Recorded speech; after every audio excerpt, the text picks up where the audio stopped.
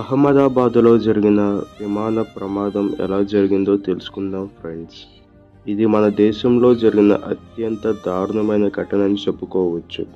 June 12, 2025న air India విమానం flight AI-171 అహ్మదాబాద్లోని Sardar Vallabhbhai Patel అంతర్జాతీయ విమానాశ్రయం నుంచి లండన్లోని గ్యాట్విక్ విమానాశ్రయానికి బయలుదేరిన కొద్దిసేపటికే ప్లేన్ క్రాష్ అయింది.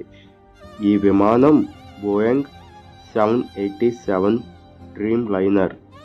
దీనిలో 242 మంది ప్రయాణికులు, అలానే 12 మంది సిబ్బంది ఉన్నారు.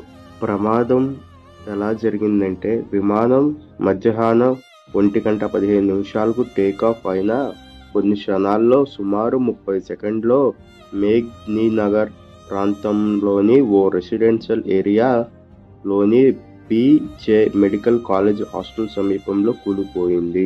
విమానం కూలిన వెంటనే మంటలు చెలరేగాయి. దట్టమైన నల్లని పొగ ఆకాశంలో కమ్ముకుంది. 274 మంది ప్రయాణికుల్లో కేవలం ఒకరు మాత్రమే 11A సీట్లో ఉన్న వ్యక్తి విశ్వాస్ బతికాడు. మిగిలిన 241 మంది మరణించారు. అహ్మదాబాద్ సివిల్ ఆసుపత్రికి 265 మృతదేహాలు తీసుకొచ్చినట్లు పోలీసులు తెలిపారు. ఇందులో కొంతమంది భూమిపై ఉన్న వాళ్ళు కూడా ఉండవచ్చు. ప్రయాణికుల్లో 169 మంది భారతీయులు, 53 మంది బ్రిటిష్ పౌరులు, 7 మంది పోర్చుగీస్ మరియు ఒక కెనడియన్ పౌరుడు ఉన్నారు. మాజీ గుజరాత్ ముఖ్యమంత్రి విజయ్ రూపానీ కూడా ఈ విమానంలో ఉన్నారు. కెప్టెన్ సుమిత్ సబర్వాల్ విమానాన్ని నడపగా, ఫస్ట్ ఆఫీసర్ క్లైవ్ కుందర్ కో పైలట్గా ఉన్నారు. టేకాఫ్ తర్వాత వారు కాల్ పంపినట్లు DGCA తెలిపింది. కానీ ఆ తర్వాత ATCతో సంప్రదింపులు జరగలేదు. NDRF, SDRF, ఫైర్ బ్రిగేడ్ మరియు స్థానిక పోలీసులతో సహా 90 మంది సభ్యుల బృందం వెంటనే సహాయక చర్యలు చేపట్టింది. స్థానికులు కూడా ప్రమాద స్థలంలోకి చొచ్చుకొచ్చి రెస్క్యూ పనుల్లో సహాయపడ్డారు. Black box. ఒక black box BJ medical college hostel building roof పై దొరికినట్లు కొన్ని నివేదికలు చెప్పినా ఎయిర్ ఇండియా దీన్ని ధృవీకరించలేదు. ఇది ఇంకా పరిశోధనలో ఉంది. అలానే US, UK నుంచి పరిశోధన బృందాలు బోయింగ్ 787 డ్రీమ్ లైనర్ ప్రమాద కారణాలను గుర్తించేందుకు అహ్మదాబాద్ చేరుకున్నాయి. నేషనల్ ఇన్వెస్టిగేషన్ ఏజెన్సీ NIA మరియు ఇతర కేంద్ర సంస్థలు సైతం సైట్ను సందర్శించాయి. ఈ సంఘటన గురించి కేంద్ర హోంమంత్రి అమిత్ షా, గుజరాత్ సీఎం భూపేంద్ర పటేల్ మరియు రాష్ట్ర హోంమంత్రి హర్ష సంఘవి సమక్షంలో సహాయ చర్యలు చేపట్టారు. ప్రధాని నరేంద్ర మోడీ ప్రమాద స్థలాన్ని సందర్శించి బాధిత కుటుంబాలకు సంతాపం తెలిపారు.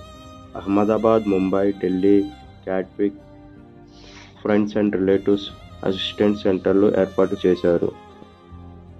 చివరిగా, ఈ ఘటన అత్యంత బాధాకరం మరియు దేశాన్ని కలిచివేసింది అని చెప్పుకోవచ్చు. ఇంత పెద్ద సంఖ్యలో ప్రాణ నష్టం జరగడం, అది కూడా ఒక్క నిమిషంలో ఎవరినైనా ఆలోచనలో పడేస్తుంది. ఈ ప్రమాదం వెనక గల కారణాలు ఇంకా స్పష్టంగా తెలియలేదు.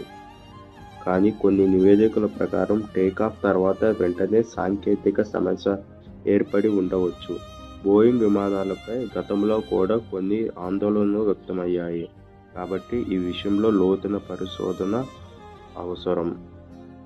నా దృష్టిలో ఈ దుర్ఘటన విమాన భద్రతా ప్రమాణాలను మరోసారి సమీక్ష చేయాల్సిన అవసరాన్ని తెలియజేస్తుంది. పైలట్ మేడే కాల్ చేసిన సమస్యను అధిగమించలేకపోవడం, ATCతో సంప్రదింపులు ఆగిపోవడం వంటివి సాంకేతిక లోపం లేదా ఇతర కారణాలను సూచిస్తాయి. అంతేగాక రెస్క్యూ ఆపరేషన్లలో స్థానికులు సహాయం గుర్తించదగినది. కానీ ఇటువంటి ప్రమాదాలు నిర్వహణకు మరింత కట్టుదిట్టమైన చర్యలు అవసరం.